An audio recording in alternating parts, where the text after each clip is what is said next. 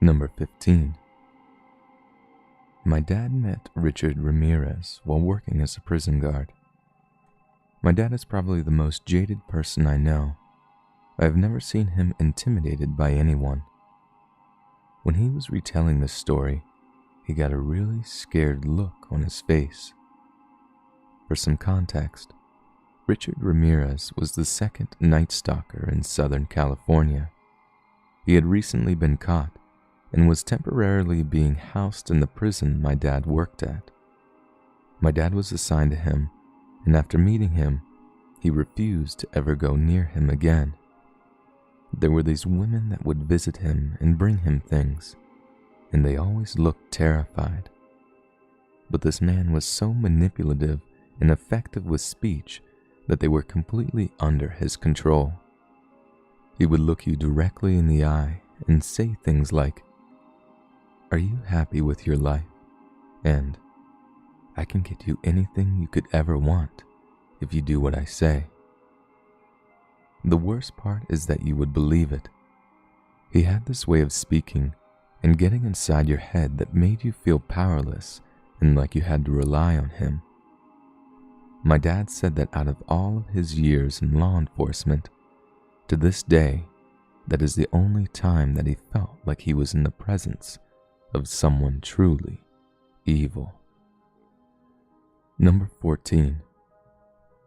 So, this literally just happened about 6 hours ago.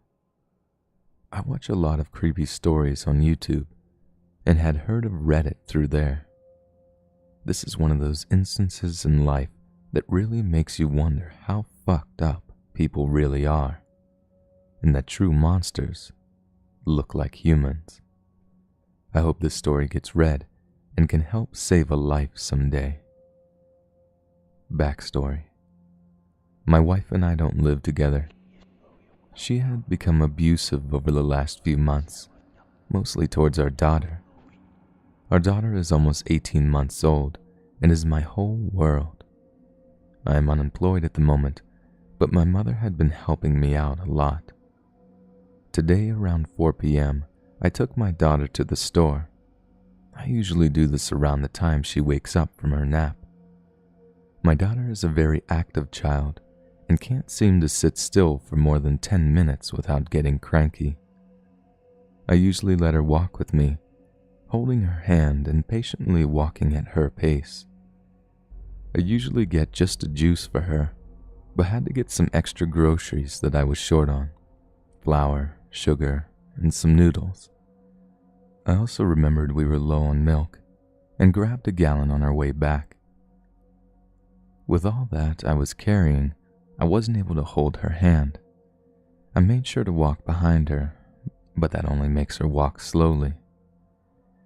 As we made our way to the registers, I was continuously urging her to keep walking, which she would do, but only for a second before her attention would get drawn to another rickety box with whatever was on sale, or she would see something colorful on a lower shelf.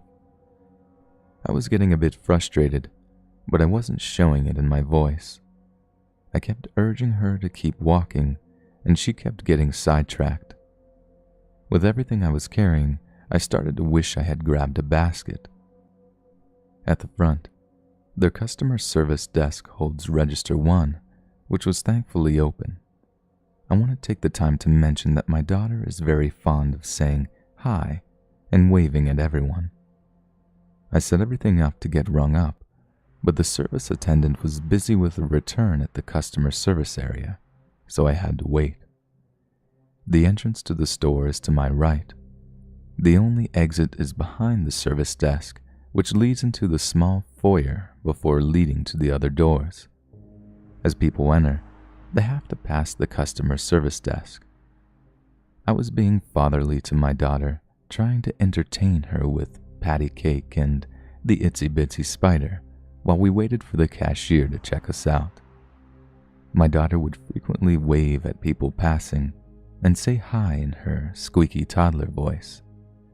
Some people would smile and wave, while others would stop to adore her. At this point, I'm used to people doing that. It makes me happy knowing my daughter isn't a shy, cranky little asshole like some of the kids you see in the stores like this.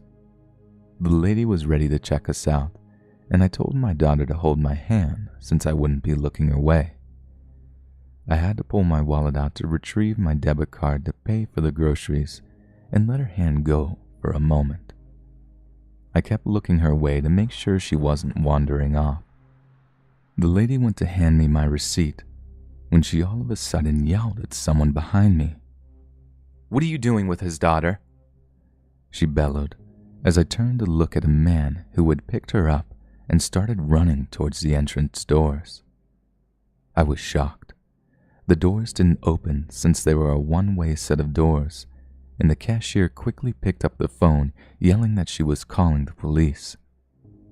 I was stunned at the point of immobilization, but quickly realized what was going on. I have a pocket knife that I usually carry on me so I can break the seal on my daughter's juice. I quickly ran after the man as someone started to make their way through the entrance doors. He didn't get a chance to run through before I slammed my fist across his temple. I decided not to use the knife in case I might get in trouble. The man stumbled, and I grabbed my daughter from his arms. He then proceeded to run out the door, empty-handed. The police arrived about 5 minutes later and asked me what I had seen. I explained that I hadn't seen the man's face since he had shaggy long hair and a beard. He was also wearing a hoodie, which wasn't that much of a surprise. They took the statement of several witnesses, including the cashiers, and had already had other officers searching the area. Someone had said the guy had ran behind the building, but the officers didn't find anyone. The police took us home, and then asked more questions like, "Have you seen him before? Do you know anyone who looks like the man?" And then proceeded to ask about the home life. CPS had been over earlier in the day to discuss my wife's mental health plan, and the police had been there earlier as well. The officers asked if we needed any groceries or anything else. I told them no. The officers left, leaving me their cards in case I saw the guy around the area. About 20 minutes later, I got a knock at the door. To my surprise, the officers had returned with the largest box of pamper diapers I had ever seen, a large box of wipes, about 6 large Winko bags of groceries, and a couple bags of toys. I fell to my knees and cried after they left us. I had spent almost 5 minutes choking back tears as I thanked them. They had left us with a Christmas card saying I was a strong father to have had so much go on recently, and that my daughter was lucky to have such a great father. There was $100 in the card too, wrapped in a note that said to get a drink or two if I needed it. I don't drink, so I will probably get some extra Christmas presents for my mom and daughter. So, to the fucker that tried to kidnap my daughter, I hope the police find you. Number 13. Mike Tyson. And not the Mike today that'll take a selfie with you for Instagram just because you asked, but the coked up one who just got his face tattooed and would eat your kids if he ever heard the word selfie come out of your mouth. It was in 02 or 03 at a BET Awards after party in LA. I'm at the bar waiting for drinks, and he comes up right beside me, by himself.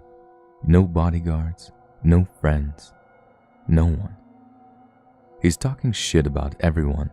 The bartender, waitress, go-go dancer, the guy to his left, and before he could say anything about me, I look over and give him a, "What's up, Mike?"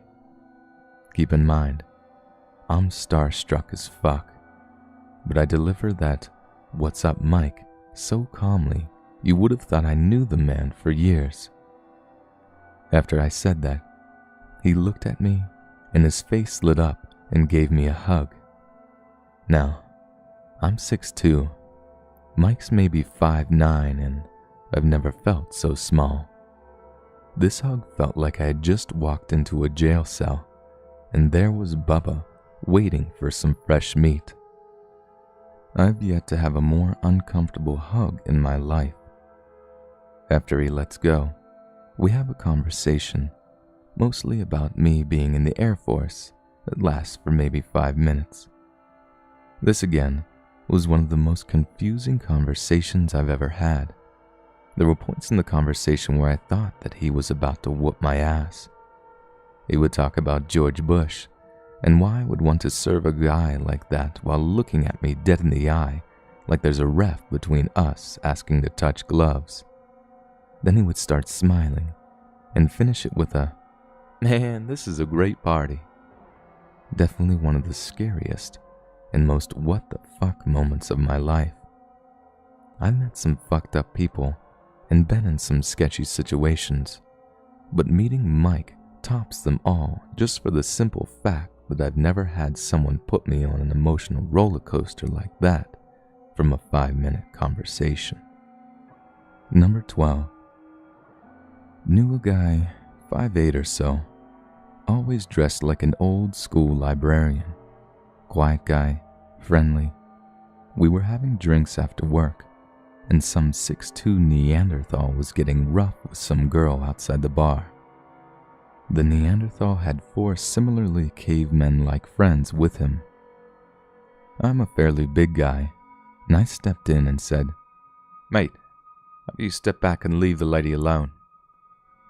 This gorilla turned on me and punched me in the face before I knew what was happening, and I'm on my ass. All 5 of them moved towards me when my friend stepped in and abso-fucking-lutely obliterated all 5 in about 30 seconds. There was no fancy flying kicks or such. His fighting style was the most brutally understated thing I had ever seen. It was efficient, it was cold, and these guys got hurt bad. Turns out he was like an 8th-generation military man from some African family that took their whole soldier thing terribly serious and had spent a dozen years in some South African recon commando special forces para-fucking sniper unit. Before that, he reckoned his military service actually started when he was 4, as the whole extended family was run like some military training camp. He bailed from South Africa and moved to Australia and became an accountant. Number 11. I was waiting in the general lobby of the emergency room, waiting for my wife, girlfriend at the time. She was taken to a separate room where she could get scanned for some abdominal pains. Anyways, there was an older gentleman, mid-40s, who sat right next to me and starts a conversation with me. I didn't pay too much mind to it, keeping it to small talk. Well, this guy goes on to tell me that he comes in to commit himself and that he's required to do it at least once a month. I was like, oh yeah, sure. Not in a rude way, but enough to make it believable that I'm intrigued. He goes on about other stuff, what he's done in the past years, etc. 5 hours go by, and I haven't heard from my girlfriend. I get noticeably worried, and he takes notice, states that he can take me to her. I said that it's nothing to worry about, and that I'm expecting a call any minute from her. But he insisted. Literally gets up, walks past the security guards and nurses. They don't say anything to him. In fact, they have a chit-chat and talk as if they are best friends on first-name basis. In the end, they give him and I the okay to go see my girlfriend. He led me through the labyrinth of hallways and directly to her without getting lost, like he's been there before. I chat with my girlfriend, got an update from her, then went back to the lobby. As I sat down, the guy goes on about what he and his bro used to do when they were little. Stupid kid things, blah blah blah. Then the incident with the kitten. That's when my focus shifted. He said that he put a kitten in the microwave and turned it on, and recalls the noises the poor animal made in its last moments. I'll spare other details. My eyes came to meet his, a man who I just met a few hours ago, and all I could feel was hatred towards him now. His eyes were just hollow, hard to describe, yet piercing. He said something that I'll never forget. "I got your attention now, boy." Didn't even crack a smile. Number 10. I met a Vietnam vet on a camping trip named Lube. No shit. He looked like a poster child for the Navy sailor. Just a broad, mustached dude. He was built like the bulldog from Tom and Jerry. Just a huge guy. Also one of the nicest guys I've ever met. I asked him for tips as he was making char, and he showed me how to properly sharpen my knife. Eventually he started telling stories, and people asked what he did to get so big. He says, "Every morning when I wake up, I roll onto the floor and do 1,000 push-ups. Then I flip over and do 1,000 sit-ups." Well, then I noticed this piece of beef jerky looking stuff hanging from some twine around his neck, so I asked what it was.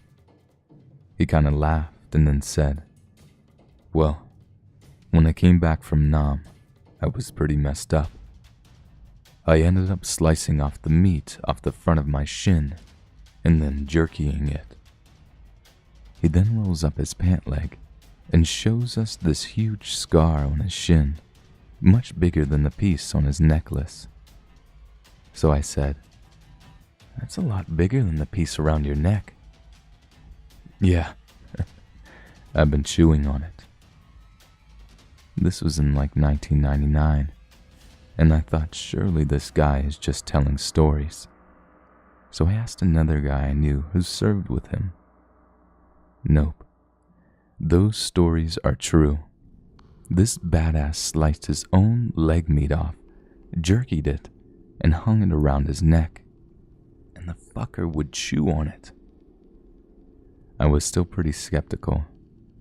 I mean, sure, he's huge and mean looking, but he's so nice.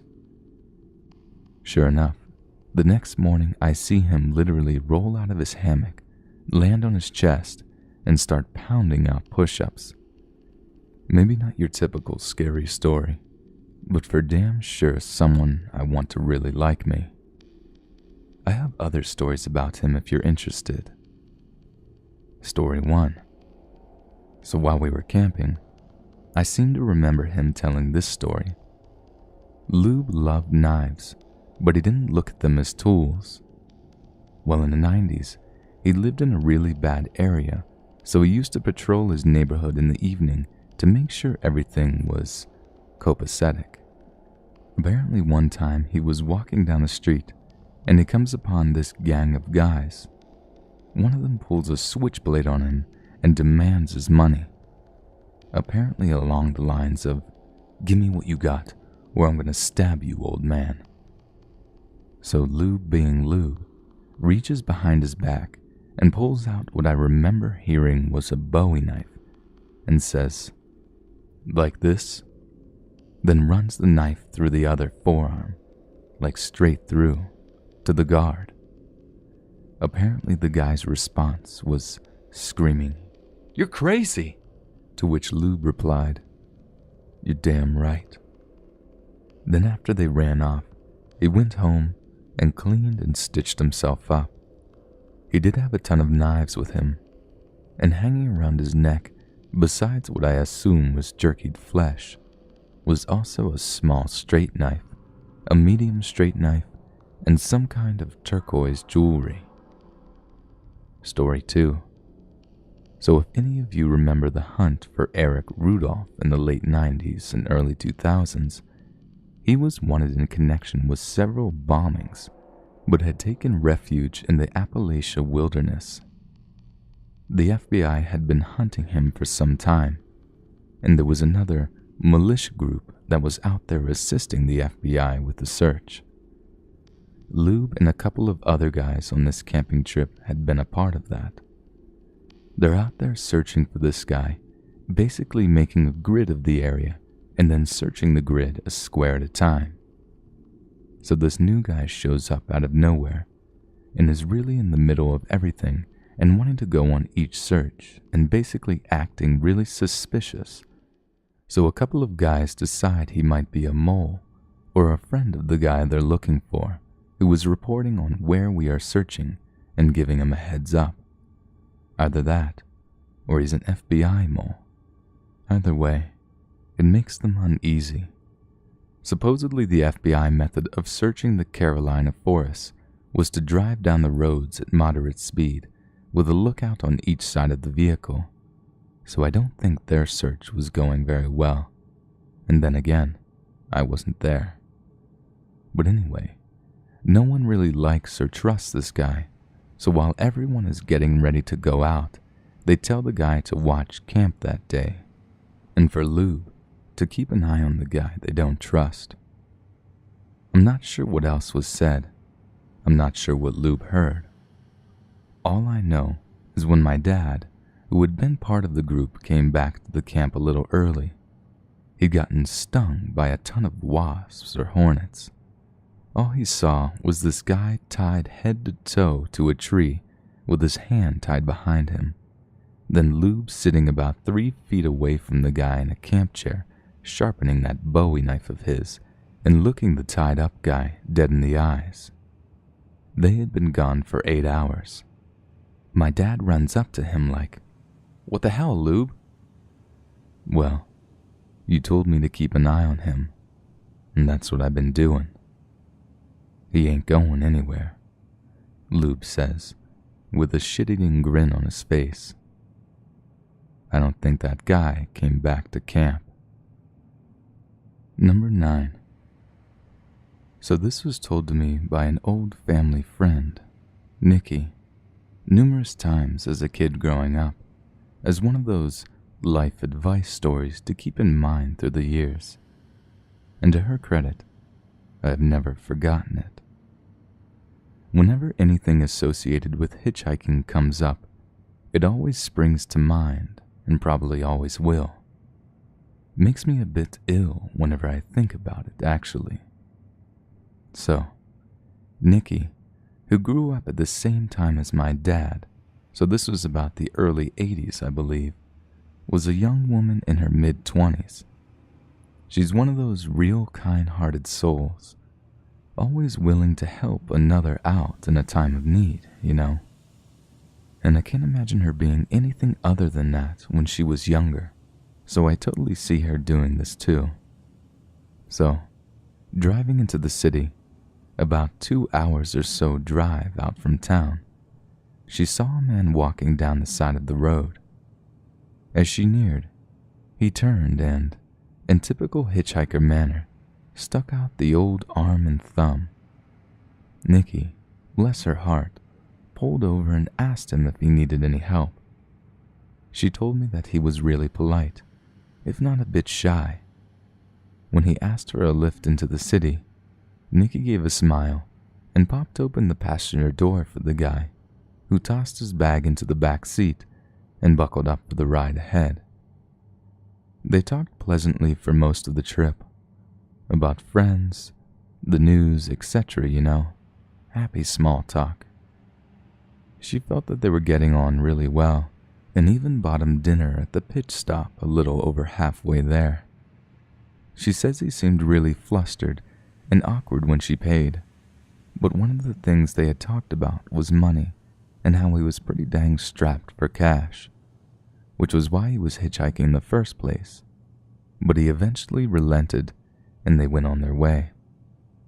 As soon as they got into the city, he thanked her profusely for the ride and the food and asked to be dropped off once they hit downtown. Before getting out, he asked for Nikki's phone number so he could contact her someday and catch up. Thrilled at the prospect of knowing how her new friend was faring, Nikki wrote it down for him and drove off with the warm feeling of a good deed done. Now, I'm sorry if you were expecting something creepy to have happened by now, but I think this is what freaked me out so much as a kid. How nice everything seemed to have worked out. Nikki gets this crease in her forehead and a funny look in her eye when she tells me the next part. How a week later, she got a phone call from her driving buddy. He didn't let her get a word in edgewise after hello and told her that she should thank God that she was raised so nice, because when he first got in her car, he was planning on raping and murdering her once they got to that pit stop, that he was going to steal that car and dump her body in a ditch further down the road and go on his merry way. But after she talked with him so kindly and treated him to dinner with a smile on her face, he couldn't bring himself to do it. He didn't think that he could live with himself after doing that to such a nice lady. Please, please, Nikki, please. Never, ever pick up another hitchhiker. Then he hung up the phone. Nikki never got a call from him again. When she tried redialing the number, she got a payphone. Number 8. My dad worked at a beachside bar and grill when I was little. In addition to being a chef, he ran and DJ'd the bike and car shows for the restaurant. The car shows were usually on Wednesdays, and the bike nights were on Friday. A small detail, but important to the story. The car shows were on a school night, so I was rarely allowed to go, but my father would often bring me to the bike nights. By all accounts, I was an adorable and pretty mellow kid, and the bikers absolutely loved me. And yes, you might say that this was no environment for a little girl, but I learned a lot about loyalty and friendship from being around bikers. My dad told me that some of them would call into the restaurant just to ask if I would be there that week, and they'd often bring me stuffed animals and candy. My favorite of the bikers was a man that I affectionately called Uncle Teddy. He was a friend of my parents and an absolute mountain of a man, around 6'8" and 400 pounds easily. He was an ex-Marine who loved his Harley and his cigars, and every week for 5 years he would bring me a Butterfinger and a Beanie Baby. I was 6 years old the night it happened, in 2003. My father brought me to the bike show as he normally did, but I couldn't keep my eyes open past 8 p.m.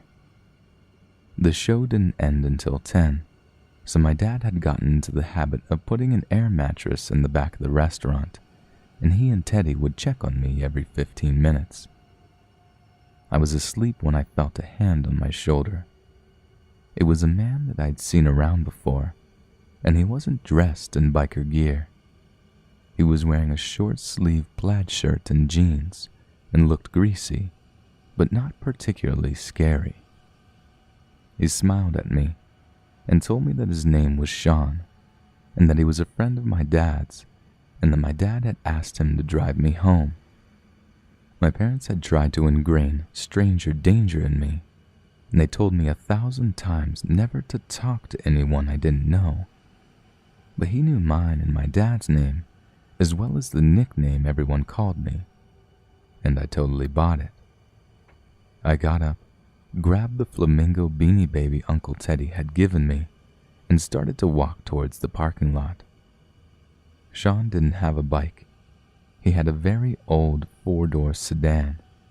He opened the back door for me, and I climbed inside.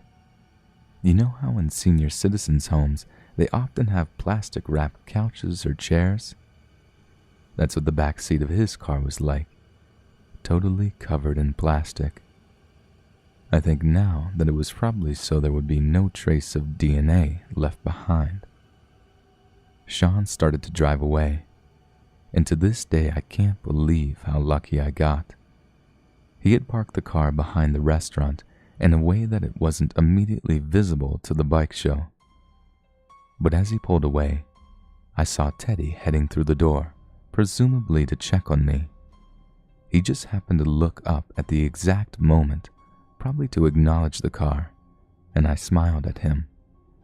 Uncle Teddy didn't waste a moment, didn't even stop to tell my dad what was going on. He got on his bike and was on that car's ass before we had even totally cleared the avenue that led out of the parking lot. The avenue that you had to take to get to the restaurant was long, about 1.5 miles, and then you had to go down another long road before it made it to the highway. Sean saw Teddy approaching in his rear view and attempted to speed up, but he must have realized it was futile. He'd been seen, and Teddy had his license plate number and a good description. Sean stopped the car, turned around, and told me very calmly to get out of the car. I was scared by this point, and I didn't waste a moment climbing out and running to Teddy. Sean burnt rubber driving away, and Teddy held me for a moment before putting me on the back of his bike and taking me back to my dad. By the time we got back, cops had been called, and they were surrounding the place. A lot of the show had emptied out, and my dad was sobbing and screaming on the sidewalk outside of the restaurant. I'll never forget that moment. I ran up to him, hugged him as tightly as I could, and then the rest is all a blur. I talked to the cops. I talked to my dad. I even went down to the station and spoke to a sketch artist. I didn't even get home until around 2 a.m. Teddy never left my side. An APB was put out on the vehicle, which had been reported as stolen. The sketch circulated around the local news station, but it didn't turn up anything concrete. At one point, I was asked to look at a lineup, but none of them were him. Fast forward about 8 years. I was 14, and my dad decided I was old enough to know what happened. Sean had been spotted lurking around the bike show a few times before that night, and was a customer at the restaurant fairly regularly. He knew my nickname because he had been watching me for over a month. He knew my schedule, and consequently how often Teddy and my dad checked on me. When his evil plan was botched and Teddy brought me back to the show, everyone had left. I'd assumed it was because the police had been investigating a crime scene, but I was wrong. They were all out looking for Sean. Teddy told them the make and model of the car with a description of Sean, and one of the guys thought that he sounded like a guy that frequented one of the biker bars downtown. I remember my dad paused for a long time, and I asked him what happened after that. They found him. Number 7. I went to high school with this terrifying girl. She was overweight, never shaved her legs, or anything for that matter, had acne all over her body, and looked like she had never showered. Aside from her physical appearance, the things she said were really fucking creepy. She would always talk about death and killing people. She shaved her head one day, Britney Spears style, and kept it like that for months. She had been suspended several times for making threats on other students. Not the, "I'm gonna kick your ass" kind, but the, "I swear I'm gonna kill you if you come to school tomorrow" threats. In class, she would always doodle pictures of guns and knives. She had been removed from class multiple times for freaking out on teachers and students, and even flipped a desk one time. She wasn't bullied that badly. People mostly just avoided her. I was always nice to her, mostly because I was fucking scared of her. Anyways, one day I'm in class talking to my friend about school clubs. The scary girl came up and started talking to us. My friend was really freaked out, but I tried to make conversation. She ended up saying something along the lines of, "Yeah, I've always wanted to start the Future School Shooters of America Club." I was thoroughly freaked out. My friend and I decided to go to guidance and tell a counselor about it. I hadn't seen her since. I have no idea what happened to her. Sometimes I feel bad about it, knowing that I probably got her expelled, but another part of me says that I may have stopped a school shooting. Number 6. A friend of mine. He's only 19, but there's seriously something dark about him. One time we were in a parking lot with some friends, and this jerk yells at us across the lot, just being a D-bag. I ignore him, whatever, but my friend gave him this look. I don't know how to explain it. It was like death incarnate, like whatever thoughts he had became physical. I was seriously afraid. It wasn't just an angry look. It was literally murderous. Not too long after, he looked at me in a rapey sort of way. It was like he looked through me. Boy, I felt weird. Thing is, I can now recognize that particular look. Not too long after that incident, I was watching a TV documentary about Chinese kids addicted to the internet being put in special camps. At one point, a boy is told to talk with his father about his feelings. Anyway, the boy gave him the exact same look as my friend did. I told my mom, he wants to kill him. Sure enough, not a few moments later, he gets up and almost strangles his dad before people pull him off. My mom was shocked. I've seen actors try to pull it off. Nope. It cannot be replicated. Anyway, there's just something about my friend. He seems normal around other people and stuff, but if I try to talk to him one-on-one after he's been quiet for a bit, I just don't know. I try to avoid looking him in the eyes. It's just creepy. I get a feeling like there's a pressure in my chest and stomach, just warning me to run. Number 5.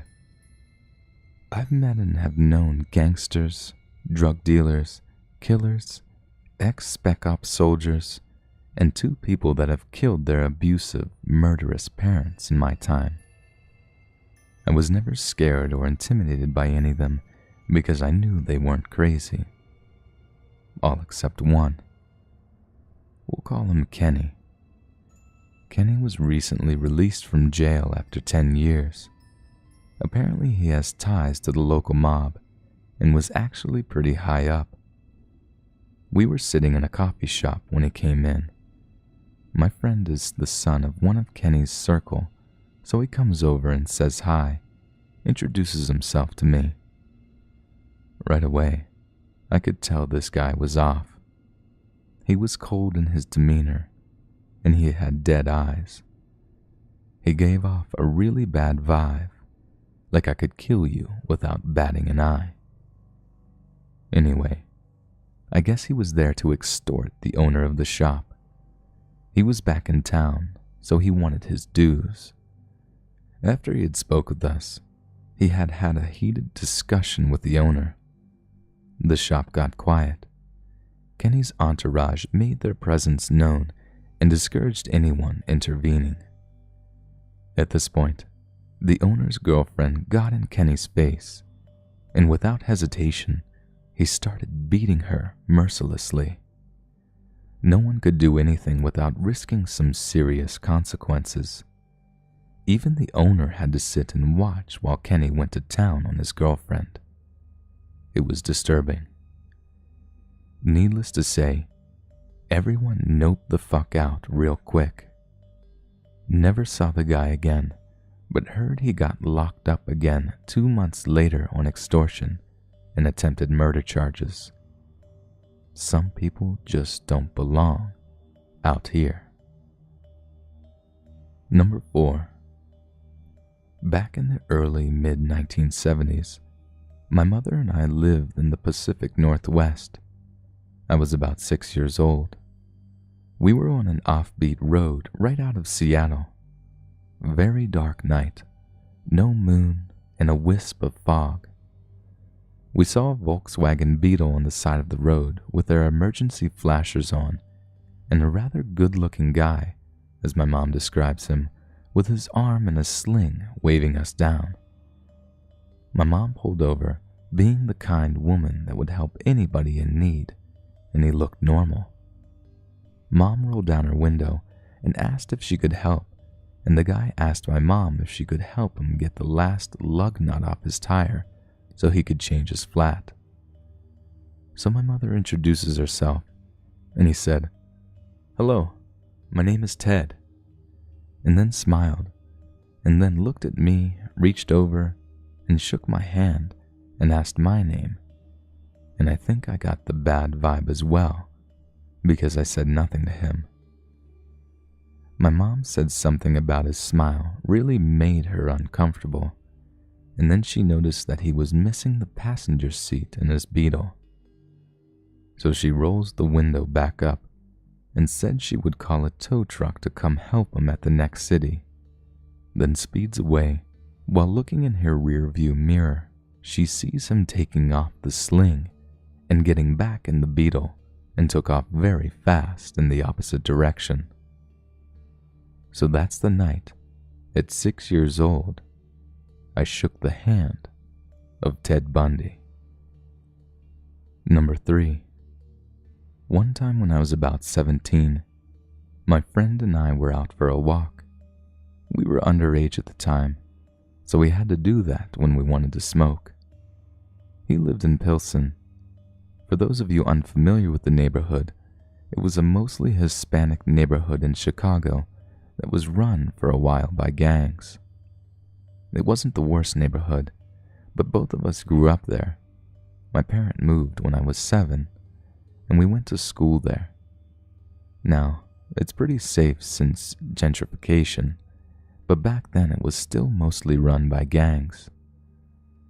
We were used to walking around there and being left alone on our smoke breaks. This one time we were out, we went up to the street that was next to a giant wall with the train tracks next to it. People would tag it all the time, and the city would cover it up. So every time we walked by there, we would see something different on the wall. We were just talking and joking when we saw a couple of guys in front of us. We were used to taking this weird interaction between us crossing paths where we both just said, "Hey," with a head nod, and continued on our business. This time was different. The leader of the group kept walking behind us. Then he caught up to us and asked us to bum a smoke. I gave him one and a light. He took a drag and said, "Let's keep walking." Both me and my friend looked at each other with a bit of concern, but we just kept walking. He asked us where we were from. My friend told him the intersection he lived on, and I told him one that I used to live off of. Now, keep in mind this guy was pretty intimidating. There was 2 of us, and we've gotten into fights before with guys bigger than him, but this guy was scary. His tone was really cold. He stayed a few steps behind us, and he was sketchy. He stops, takes a drag, and says, "No shit." And we said, "Yeah." Then all of a sudden, it was like we were talking to a completely different person. He smiled. He walked at our pace. He opened up to us. During that walk, he told us about how much he hated what was happening to the neighborhood and the effects it had on him, his business, and his family. After he finished smoking, he walked off back. I don't know how important he was to the gangs there, but he seemed pretty important. Most of all, he was a pretty scary dude to be around before he decided you were okay. Number 2. One time I was in an outdoor bar area with my friends getting a drink. I'm at the bar. It's pretty crowded. Dude comes up beside me and isn't really looking to get a drink. He's just kind of looking at me, really intensely. He's a really big guy, probably 6'3", 220 pounds plus of just muscle. and I'm like 6 foot and maybe 160. And he nonchalantly starts talking about his favorite thing to do on a night out is to just punch an absolutely random person and see their lights go out, laying on the floor. He says he does it when he's coked out, which he insinuated he was. He just goes on and on about the thrill he gets from knocking someone out he doesn't even know. The things he said were probably more graphic and violent than I remember. While I think to myself, what the fuck do I need to do to get the fuck out of here? Not sure how the conversation turned, but he mentioned he was out in the town because he went through a breakup. He said, "Are you my bro?" I was like, "Yeah, man, sure. We're buds." Got my drink and said something like, "Cheers to all the fish in the sea," or some shit. Got back to my friends and kept that guy in the corner of my eye all night. Number 1. My mom. She told me stories about herself when I was growing up, but I always assumed they were all talk. You know, like she was pulling my leg. But the stories never changed, and as I got older, I realized that they stayed pretty consistent. So I asked family members for confirmation, and they basically shrugged and said, "Yeah, that sounds about right." Highlights include, my half-brother was watching a movie and mentioned that he wondered what it felt like to stab somebody. My mom nonchalantly said that it wasn't great. It turned out that she once stabbed a man at a party because he got on her nerves and she had a knife in her boot. But it was only his leg, so it wasn't that bad. She robbed a guy who robbed her at gunpoint. At gunpoint. Seriously, dude showed up at her job with a pistol, took all the money in the register, so she chased him to the next town over, found him in a pool hall, and held him at gunpoint until he gave the money back. She has connections to people that I'm not allowed to know the names of, like people she considered, or considers, like brothers, who happen to buy new cars after hunting accidents happen. She once physically destroyed somebody for just mentioning that they thought they could take her in a fight. She didn't have any animosity. She said she had nothing against the girl. She just heard her talking shit and proceeded to calmly meet her out in a parking lot before she proceeded to snap her arm and crush every bone in her hands. It took 3 men to pull her off the chick. She did the same thing to a woman who tried to hit my grandmother with a rock from her flower bed. She knocked the woman off her feet and beat her head into the brick path leading to the garden until her front teeth came out. Then sent her home and dared her to call the police. In my hometown, I've seen her intimidate her way out of tickets. She wouldn't even say anything threatening. She'd do what they asked, but they'd always just apologize and send her on her way. Her ex-husband, he once stole her car. She decided that was unacceptable, walked out to the bar he was at, hotwired it, and decided she was sick of his shit. He jumped in front of her while she was on her way out, expecting to stop her. She did stop, for a second, then she gunned it. When one of my exes started stalking me, she informed him matter-of-factly in the nicest voice I've ever heard that if he didn't stop, they would never find his body because it will be in pieces all over this country. I actually witnessed her beat the ever-loving hell out of a guy when I was a kid. He made a passive threat to her, so she went after him with all the fury of a goddamn tornado. She willed herself out of having seizures. I found it hard to believe until my aunt backed it up. She used to take medicine for it, but it made her sick, so she stopped. When the doctor told her she'd just get worse without it, she calmly informed him that she was done having seizures, and she never had another one. I think that's the creepiest thing I've heard about her.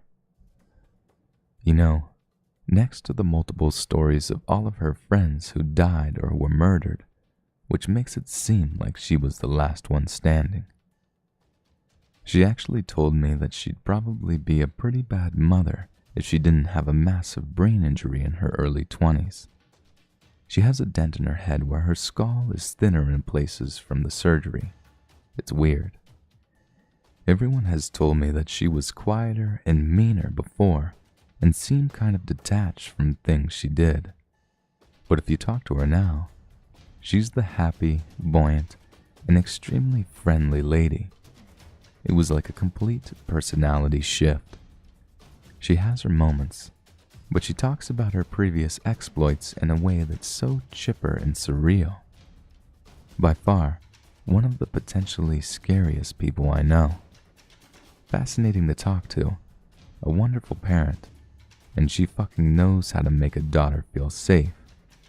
But I'll be damned if she isn't terrifying once something presses the wrong button. I mean, she almost drove 2 hours away to find a former coworker because he threatened me via text. And I don't tell her what one of my exes did because I don't want to visit her in prison. Got an idea for a top 15s list? Submit it at top15s.net/submit, and be sure to subscribe for future videos. And if you enjoyed today's narration, be sure to join me, Let's Read, over at my channel, where I narrate true horror stories, creepypastas, science fiction, and countdowns just like today's. Thanks for watching, friends, and we'll see you again soon.